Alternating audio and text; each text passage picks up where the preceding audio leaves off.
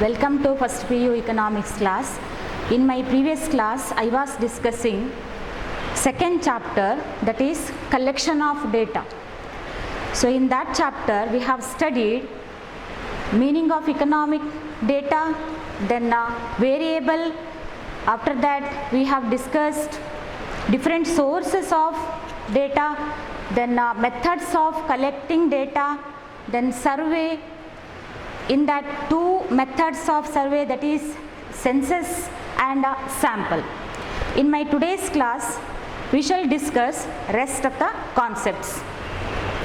So as you know the meaning of survey and census, let us recall the meaning once. So what is census? Census means collection of data from each and every unit of the universe. So there is complete enumeration of the universe or a population. So universe is nothing but total items under study.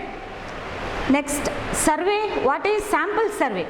So sample means collection of data from the samples taken from the universe. There is group enumeration. So which method provides better result? So let us discuss that one. Does sample survey provide better result than census? Does sample survey provide better result than census?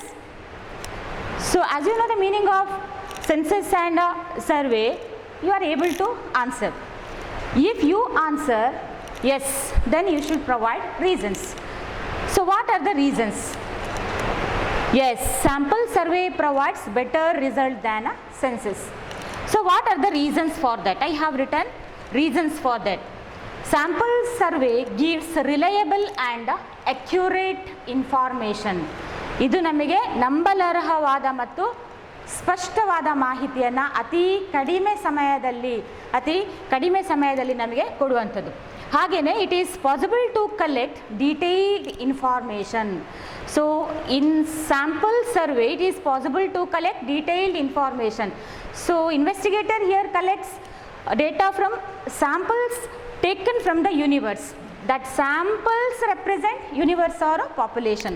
Hence it is possible to collect detailed information.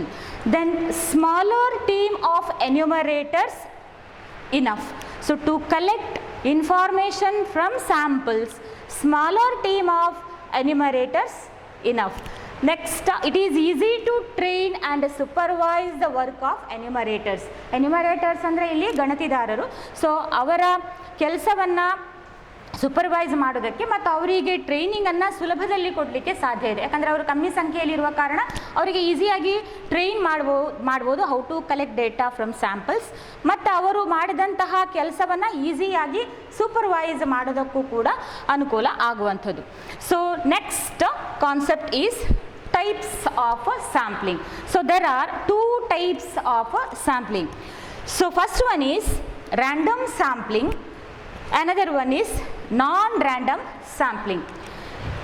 ಈ sample ಅನ್ನು universe ಇಂದ ಅಥವಾ population ಇಂದ ಆಯ್ಕೆ ಮಾಡುವಾಗ so ಯಾವ ಎರಡು methods ಅಥವಾ ಟೈಪ್ಸ್ ಅದರಲ್ಲಿ ಇರುವಂಥದ್ದು. ಒಂದು ರ್ಯಾಂಡಮ್ ಆಗಿ ಸ್ಯಾಂಪಲ್ ಅನ್ನು ಆಯ್ಕೆ ಮಾಡ್ಬೋದು ಯೂನಿವರ್ಸ್ ಇಂದ, ಅಥವಾ ನಾನ್ ರ್ಯಾಂಡಮ್ ಆಗಿ ಆಯ್ಕೆ ಮಾಡ್ಬೋದು. ಸೊ ರ್ಯಾಂಡಮ್ ಸ್ಯಾಂಪ್ಲಿಂಗ್ ಅಂತ ಹೇಳಿದರೆ ಅನಿಶ್ಚಿತ ಮಾದರಿ ಅಂಥೇಳಿ, ನಾನ್ ರ್ಯಾಂಡಮ್ ಸ್ಯಾಂಪ್ಲಿಂಗ್ ಅಂತ ಹೇಳಿದರೆ ನಿಶ್ಚಿತ ಮಾದರಿ. Let us discuss one by one. What is this random sampling? See here individual units R selected at random. So from the universe ಅಥವಾ ಪಾಪ್ಯುಲೇಷನಿಂದ ಇಂಡಿವಿಜುವಲ್ ಯೂನಿಟ್ಸನ್ನು ರ್ಯಾಂಡಮ್ ಆಗಿ ಸೆಲೆಕ್ಟ್ ಮಾಡುವಂಥದ್ದು. ಯಾವುದೇ ಪೂರ್ವಾಗ್ರಹ ಇಲ್ಲದೆ ಅಥವಾ ಇನ್ವೆಸ್ಟಿಗೇಟರ್ನ ತೀರ್ಪು ಅಥವಾ ಅವನ ಉದ್ದೇಶ ಪ್ರಭಾವ ಬೀರದೆ ಇಲ್ಲಿ ರ್ಯಾಂಡಮ್ ಆಗಿ ನಾವು ಯಾವುದನ್ನು ಇಂಡಿವಿಜುವಲ್ ಯೂನಿಟ್ಸನ್ನು ಅಥವಾ ಸ್ಯಾಂಪಲ್ಸನ್ನು ಯೂನಿವರ್ಸಿಂದ ಸೆಲೆಕ್ಟ್ ಮಾಡಲಾಗುವಂಥದ್ದು. ಅದಕ್ಕೋಸ್ಕರ ಅದನ್ನು random sampling. Samples can be taken randomly from the universe. So what are the methods how to select samples from the universe randomly? So there are two methods. One by using lottery method, ಒಂದು lottery ವಿಧಾನವನ್ನು ಬಳಸ್ಬೋದು. Another one is random number table. So number ಟೇಬಲನ್ನು ಬಳಸಿಕೊಂಡು ನಾವು ಸ್ಯಾಂಪಲನ್ನು ಯೂನಿವರ್ಸಿಂದ select ಮಾಡ್ಬೋದು. So next we discuss what is that lottery method and random number table. So in lottery method each individual has a equal chance for being selected. So ಇಲ್ಲಿ ಆಯ್ಕೆ ಆಗೋದಕ್ಕೆ ಪ್ರತಿಯೊಬ್ಬ ಅಥವಾ ಪ್ರತಿಯೊಂದು ಘಟಕಕ್ಕೂ ಕೂಡ ಸಮಾನ ಅವಕಾಶವನ್ನು ಕಲ್ಪಿಸಲಾಗುವಂಥದ್ದು. ಆ ಮೂಲಕ ಇಲ್ಲಿ ಏನನ್ನು ಸ್ಯಾಂಪಲ್ಸನ್ನು ಸೆಲೆಕ್ಟ್ ಮಾಡುವಂಥದ್ದು. So individuals selected are just like the individuals who are not selected. So ಯಾರು ಸೆಲೆಕ್ಟ್ ಆಗ್ತಾರೋ ಅವರು ಸೆಲೆಕ್ಟ್ ಆಗದೇ ಇರುವುದಕ್ಕೆ ಸಮವಾಗಿ ಇರುವಂಥದ್ದು. ಸೊ ಸೆಲೆಕ್ಟ್ ಆದವರು, ಯಾಕಂದರೆ ಪ್ರತಿಯೊಬ್ಬರಿಗೆ ಕೂಡ ಈಕ್ವಲ್ ಚಾನ್ಸನ್ನು ಕೊಟ್ಟಿರುವಾಗ ಯಾರು ಸೆಲೆಕ್ಟ್ ಆಗಿರ್ತಾರೋ ಅವರು ಸೆಲೆಕ್ಟ್ ಆಗದೇ ಇರುವವರಿಗೆ ಸಮವಾಗಿ ಇರುವಂಥದ್ದು.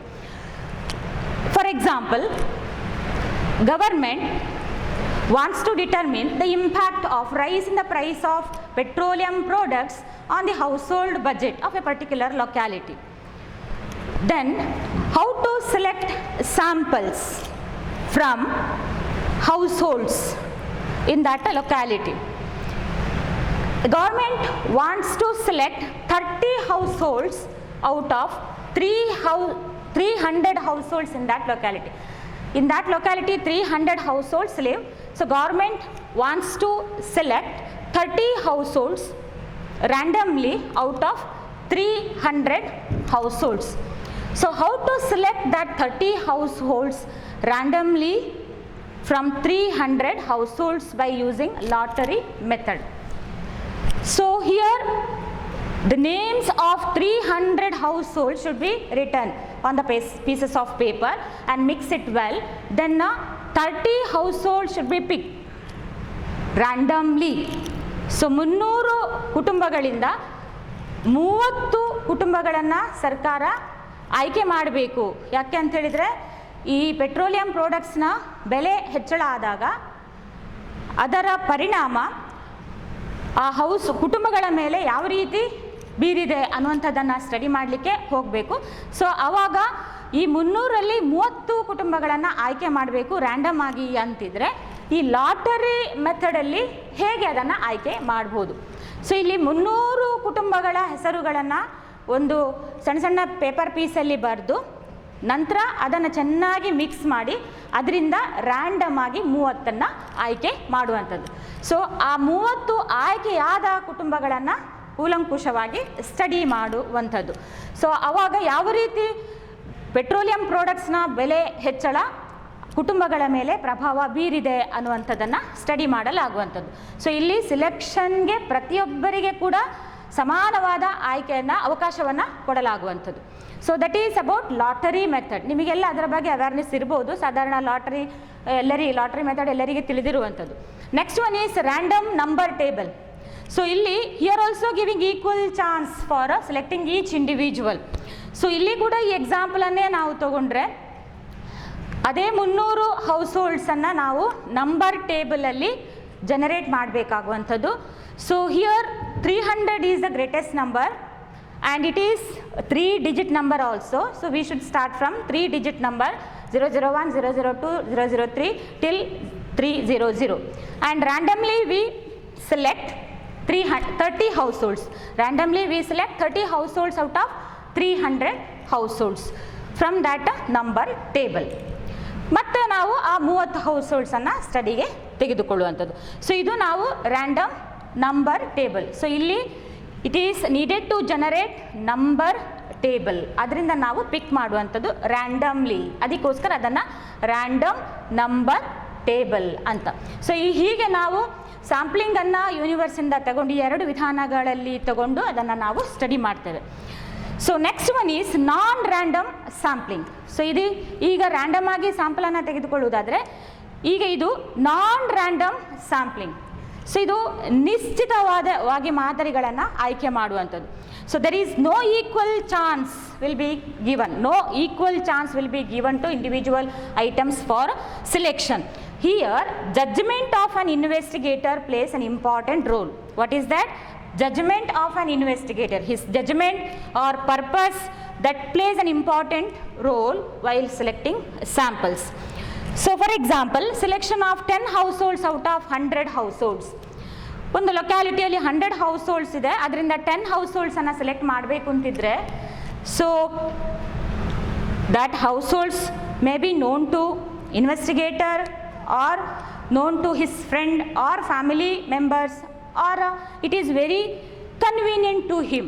ಸೊ ಈ ರೀತಿ ಅವ ತನ್ನ ತೀರ್ಪು, ತನ್ನ ಉದ್ದೇಶ, ತನ್ನ ಇಚ್ಛೆಯ ಮೇರೆಗೆ ಸ್ಯಾಂಪಲನ್ನು ಯೂನಿವರ್ಸಿಂದ ಆಯ್ಕೆ ಮಾಡಿಕೊಂಡು ಸ್ಟಡಿ ಮಾಡುವಂಥದ್ದು. ಸೊ ಇದು ನಿಶ್ಚಿತ ಮಾದರಿ. ಅಲ್ಲಿ ಅನಿಶ್ಚಿತವಾಗಿ ಸ್ಯಾಂಪಲ್ಗಳು ಸೆಲೆಕ್ಟ್ ಆಗೋದಿದ್ರೆ ಇಲ್ಲಿ ನಿಶ್ಚಿತವಾಗಿ ಅದನ್ನು ಆಯ್ಕೆ ಮಾಡುವಂಥದ್ದು. So that is why this one is called as non random sampling. What is that? Non-random sampling. Here no equal chance will be given to individual items for a selection. Judgment of an investigator plays major role or an important role.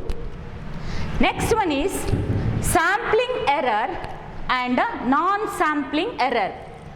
So ಈ ಸ್ಯಾಂಪ್ಲಿಂಗಲ್ಲಿ ಮಾದರಿಯಲ್ಲಿ ದೋಷಗಳು ಹೇಗೆ ಉಂಟಾಗುತ್ತವೆ, ಹಾಗೆಯೇ ಮತ್ತೊಂದು ನಾವು ನೋಡುವಂಥದ್ದು non sampling error. ನಿಶ್ಚಿತ ಸ್ಯಾಂಪ್ಲಿಂಗಲ್ಲಿಯೂ ಕೂಡ ದೋಷಗಳು ಹೇಗೆ ಅಕ್ಕರ್ ಆಗುವಂಥದ್ದು. So let us see sampling error first. What is this sampling error? Sampling error is the difference between actual value and a sample value. This is very important. Sampling error, that is the difference between actual value and a sample value. So how to calculate this? Sampling error is equal to actual value, naija maulya, minus sample value, madari maulya. See for example, here incomes of 5 farmers given, like 500 rupees, 550, another farmer's income 600, 650, 700. So all these are incomes of 5 farmers. Next, what we have to do? Actual value. We have to calculate actual value. See, how can we calculate actual value or average actual income? So we need to take the income of all the farmers. Income of all the farmers should be added, divided by how many farmers income? 1, 2, 3, 4, 5, divided by 5. 500 plus 550 plus 600 plus 650 plus 700 divided by 5. So ಈಗ ಎಷ್ಟಾಗೋದು? 3000 divided by 5. So ಈಗ actual average income ಎಷ್ಟಾಗೋದು?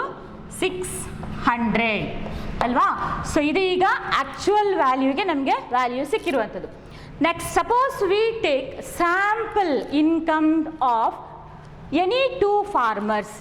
I will go with 500 and 600. So 500 plus 600 divided by 5 ಬರೆಯೋದಾ? ಅಲ್ಲ.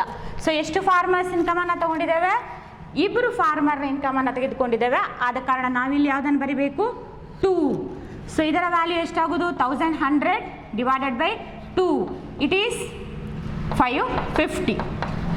It is 550. So actual average income is 600. Sample income ಅಂತ ಹೇಳಿದರೆ ನಾವು sample value ತೆಗೆದುಕೊಂಡದ್ದು ಇಬ್ಬರು ಫಾರ್ಮರ್ನ income, ಅದನ್ನು ನಾವು 2ರಿಂದ ಭಾಗಿಸಿದ್ದೇವೆ. ಅದು ನಮಗೆ 550 ಸ್ಯಾಂಪಲ್ ವ್ಯಾಲ್ಯೂವನ್ನು ಕೊಟ್ಟಿದೆ. ಸೊ ನಾವು ಏನು ಮಾಡಬೇಕು? We have to put these 2 values in this formula. So actual value ಪ್ಲೇಸಲ್ಲಿ 600 ಮೈನಸ್ ಸ್ಯಾಂಪಲ್ ವ್ಯಾಲ್ಯೂ ಪ್ಲೇಸಲ್ಲಿ 550. ಸೊ ಅದನ್ನು ಇಲ್ಲಿ ಬರೆಯೋಣ. So 600 minus 550 ಎಷ್ಟಾಗೋದು? ಇದು 600 ಮೈನಸ್ 550 ಇಟ್ ಈಸ್ 50.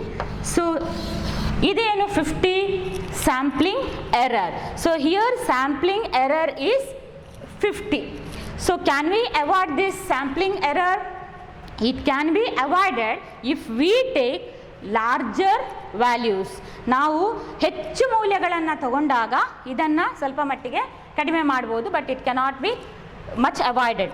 ಸೊ ಇದು ನಿಮಗೆ ಸ್ಯಾಂಪ್ಲಿಂಗ್ ಎರರ್, ಇದು 4 ಮಾರ್ಕ್ಸ್ಗೆ ಬರುವಂತಹ concept. So that is very very important. How to calculate sampling error ತುಂಬ ಸಿಂಪಲ್ ಇದೆ. It is the difference between actual value and sample value. It can be calculated as sampling error is equal to actual value minus sample value. Here I have explained this one with the help of an example. Next, non-sampling error. How does non-sampling error occur? It occurs while conducting survey activities, and this non-sampling error is more serious also. So ಈಗ ಎಲ್ಲಿಯಾದರೂ 71 17 ಅಂತ record ಮಾಡಿದರೆ serious ಅಲ್ವಾ ಅದು? So recording 71 as 17, this one is more serious. It should not happen. But sometimes it happens ಅಲ್ವಾ? Survey ಮಾಡುವ ಸಂದರ್ಭದಲ್ಲಿ ಅದನ್ನು ರೆಕಾರ್ಡ್ ಮಾಡುವಾಗ ಅಥವಾ ನಾನ್ ರೆಸ್ಪಾನ್ಸ್, ಯಾರೋ ಒಬ್ಬ ಪ್ರತಿನಿಧಿ ಸರಿಯಾದ ರೀತಿ ಮಾಹಿತಿ ಕೊಡದೇ ಇರುವಾಗ ನಮಗೆ ಮಾಹಿತಿ ದೋಷ ಆಗ್ಬೋದು ಅಥವಾ ಕ್ಲರಿಕಲ್ ಎರರ್ ಇರ್ಬೋದು. ಸೊ ಇದರಿಂದೆಲ್ಲ ನಮಗೆ ಈ ರೀತಿಯ ದೋಷಗಳು ನಾನ್ ಸ್ಯಾಂಪ್ಲಿಂಗ್ ಎರರ್ ಕಾಣ್ಬೋದು. ಸೊ ಇದನ್ನು ನಾವು ತುಂಬ ಸೀರಿಯಸ್ ಆದ ಎರರ್ ಅಂತ ಕನ್ಸಿಡರ್ ಮಾಡುವಂಥದ್ದು. ನಿಮ್ಮ ಮಾರ್ಕ್ಸು ಕೆಲವೊಮ್ಮೆ ಮಾರ್ಕ್ಸ್ ಕಾರ್ಡಲ್ಲಿ ಬರುವಾಗ 71 ಮಾರ್ಕ್ಸ್ನಷ್ಟು ನೀವು ಎಕ್ಸ್ಪೆಕ್ಟ್ ಮಾಡಿರ್ತೀರಾ. ಸೊ 17 ಅಂತ ರೆಕಾರ್ಡ್ ಆಗಿದ್ದರೆ ನಿಮಗೆ ಶಾಕ್ ಆಗಲ್ವಾ? ಸೊ ಇದು ತುಂಬ serious error. Next we have to move on to national level agencies of data collection. Which are the national level agencies of data collection? So there are many national level agencies for data collection. So let us see one by one.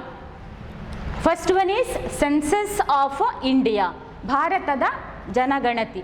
Second one is National Sample Survey Organization, National Sample Survey Organization, NSSO. ಇದು ನಿಮಗೆ ಅಬ್ರಿವೇಷನ್ಗೆ ಎಕ್ಸಾಮ್ಗೆ ಕೇಳ್ತಾರೆ. Expand NSSO. So how will you expand? N national, S sample, again one more S, survey, O organization, National Sample Survey Organization. Third one is Directorate General of Commercial Intelligence and Statistics, DGCIS. What is its abbreviation? Directorate G General of Commercial Intelligence and Statistics. Idu another organization. And fourth one is Central Statistical Organization, CSO. C here stands for Central, S Statistical, O Organization. So all these are national level agencies of data collection. Census of India, NSSO, DGCIS, CSO. Let us go in detail about Census of India and National Sample Survey Organization, because this is very important for 4 marks. That's why Census of India. So ಇದು ಯಾವುದರ ಮೇಲೆ ಡೇಟಾವನ್ನು ಕೊಡುವಂಥದ್ದು? Census of India ನಮಗೆಲ್ಲ ಗೊತ್ತಿದೆ, ಜನಗಣತಿ ಅಂತ ಕರಿತೇವೆ ನಾವು, ಭಾರತದ ಜನಗಣತಿ ಅಂತ ಇದನ್ನು ಕರಿತೇವೆ. It gives population data. ಜನಸಂಖ್ಯೆಗೆ ಸಂಬಂಧಪಟ್ಟ ಜನಸಂಖ್ಯೆಯ ಡಿಫ್ರೆಂಟ್ ಫೀಚರ್ಸನ್ನು ಅದರ ಮೇಲೆ ಮಾಹಿತಿಯನ್ನು ಕೊಡುವಂತಹ ಒಂದು ಏಜೆನ್ಸಿ ಅಂದರೆ that is census of India. Total population ಅಥವಾ ಸೈಜ್ ಆಫ್ ಪಾಪ್ಯುಲೇಷನ್ ಇರ್ಬೋದು, ಅಥವಾ ಡೆನ್ಸಿಟಿ ಆಫ್ ಪಾಪ್ಯುಲೇಷನ್ ಇರ್ಬೋದು, ರೂರಲ್ ಅರ್ಬನ್ ಡಿಸ್ಟ್ರಿಬ್ಯೂಷನ್ ಇರ್ಬೋದು. ಸೊ ಇದರ ಮೇಲೆ ಎಲ್ಲ ಮಾಹಿತಿಯನ್ನು ಕೊಡುವಂಥದ್ದು ಸೆನ್ಸಸ್ ಆಫ್ ಇಂಡಿಯಾ. ಸೊ ಇದನ್ನು ಎಷ್ಟು ವರ್ಷಗಳಿಗೊಮ್ಮೆ ನಡೆಸಲಾಗುವಂಥದ್ದು? Census of India is conducted once in 10 years. 10 ವರ್ಷಗಳಿಗೊಮ್ಮೆ ಇದನ್ನು ನಡೆಸಲಾಗುವಂಥದ್ದು. First census was done in the year 1881. ಮೊದಲನೆಯ ಬಾರಿಗೆ ಸೆನ್ಸಸ್ ಅನ್ನು ಮಾಡಿರುವಂಥದ್ದು 1881. ಸ್ವಾತಂತ್ರ್ಯ ನಂತರ ಮೊದಲನೆಯ ಸೆನ್ಸಸ್ ಅನ್ನು ಮಾಡಿರುವಂಥದ್ದು, ಜನಗಣತಿಯನ್ನು ಮಾಡಿರುವಂಥದ್ದು 1951. After independence first census was done in the year 1951. So ಇತ್ತೀಚೆಗೆ ನಡೆದಂತಹ ಸೆನ್ಸಸ್ ಯಾವುದು, ಯಾವ ಇಯರಲ್ಲಿ? Recently census was done in the year 2011, and according to recent census report, total population of India is 121 crore. Next ನಾವು ಇದೀಗ 2021ಕ್ಕೆ next coming ಇಯರಲ್ಲಿ ನಮಗೆ census data, population data ಎಲ್ಲ ಸಿಗುವಂಥದ್ದು. ಸೊ ಇದು ಸೆನ್ಸಸ್ನ ಬಗ್ಗೆ ನೀವು ಇದನ್ನು ಡೀಟೇಲಾಗಿ ವಿವರಣೆ ಕೊಡಬೇಕಾಗ್ತದೆ. ಸೊ ಇದು ಪಾಪ್ಯುಲೇಷನ್ ಡೇಟಾವನ್ನು ಕೊಡುವಂಥದ್ದು.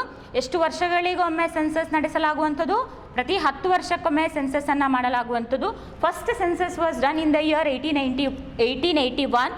After independence first census was done in the year 1951. Recent census 2011. Its report population 121 crore. So next agency is National Sample Survey Organization ಅಥವಾ NSSO. ಸೊ ಇದು ಏನು ಮಾಡುವಂಥ, it makes survey on social and economic issues. ಆರ್ಥಿಕ ಸಾಮಾಜಿಕ ಸಮಸ್ಯೆಗಳು ಕುರಿತು ಇದು ಸರ್ವೆಯನ್ನು ಮಾಡುವಂತಹ ಒಂದು agency. It provides data relating to employment, unemployment, school enrolment, child care, mortality, use of public distribution system. So ಇದು ಯಾವುದರ ಮೇಲೆ ಮಾಹಿತಿಯನ್ನು ಕೊಡುವಂಥದ್ದು? ಉದ್ಯೋಗ, ನಿರುದ್ಯೋಗ, ಶಾಲಾ ದಾಖಲಾತಿ, ಮಕ್ಕಳ ಪೋಷಣೆ, ಮಾತೃಮರಣ ಅಥವಾ ಮಾತೃತ್ವ ಅಂತ ಕರಿತೇವೆ ನಾವು, ಅಥವಾ ಯೂಸ್ ಆಫ್ PDS. PDS ಅಂತ ಹೇಳಿದರೆ ನಿಮಗೆ ಗೊತ್ತಿರ್ಬೋದು, ರೇಷನ್ ಶಾಪಲ್ಲಿ ನಾವು ಬೇರೆ ಬೇರೆ ಪದಾರ್ಥಗಳನ್ನು ತೊಗೊಂಡು ಬರ್ತೇವಲ್ಲ ಮಂತ್ಲಿ.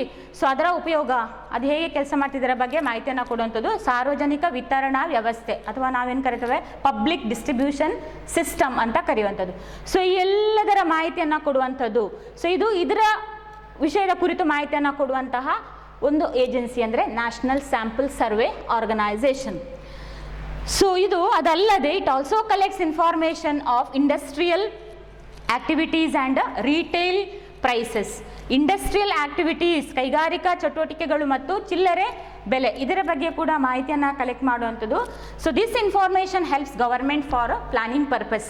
ಸರ್ಕಾರಕ್ಕೆ ಯೋಜನೆಯನ್ನು ರೂಪಿಸುವಾಗ ಈ ಒಂದು ಮಾಹಿತಿ ಅನುಕೂಲ ಆಗುವಂಥದ್ದು. ದೆನ್ ಡೇಟಾ ಕಲೆಕ್ಟೆಡ್, ಎಲ್ಲಿ ಇದನ್ನು ರಿಲೀಸ್ ಮಾಡುವಂಥದ್ದು, ಇದಕ್ಕೆ ಸಂಬಂಧಪಟ್ಟ ಮಾಹಿತಿಗಳು ನಮಗೆ ಎಲ್ಲಿ ಸಿಗುವಂಥದ್ದು? Data collected by NSSO are released through its quarterly journal Sarvekshana. ಈ ಸರ್ವೇಕ್ಷಣ ಅನ್ನುವಂತಹ ತ್ರೈಮಾಸಿಕ ಪತ್ರಿಕೆಯಲ್ಲಿ ನಮಗೆ NSSO ಕಲೆಕ್ಟ್ ಮಾಡಿದಂತಹ ಮಾಹಿತಿ ಸಿಗುವಂಥದ್ದು. ಯಾವುದದು ತ್ರೈಮಾಸಿಕ ಪತ್ರಿಕೆ? ಸರ್ವೇಕ್ಷಣ ಅನ್ನುವಂತಹ ಪತ್ರಿಕೆ. ಸೊ ಅರ್ಥ ಆಯ್ತಲ್ಲ? ಸೊ ಈ ಎರಡು ಏಜೆನ್ಸಿಗಳು ನಿಮಗೆ ಎಕ್ಸಾಮಿಗೆ ಡೀಟೇಲ್ ಆಗಿ ಎಕ್ಸ್ಪ್ಲೇನ್ ಮಾಡಲಿಕ್ಕೆ ಬರುವಂಥದ್ದು. DGCIS NSSO ನಿಮಗೆ ಅಬ್ರಿವೇಷನ್ಗೆ ಕೇಳುವಂಥದ್ದು. So I hope the concept is clear to you. Thank you.